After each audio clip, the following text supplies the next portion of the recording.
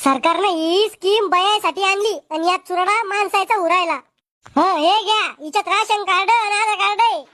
कव लग्न जमवायच्या टायमाला आधार कार्डावरचा फोटो दाखवला असता तर तो संग कवाच लग्न नसतं केलं म्या.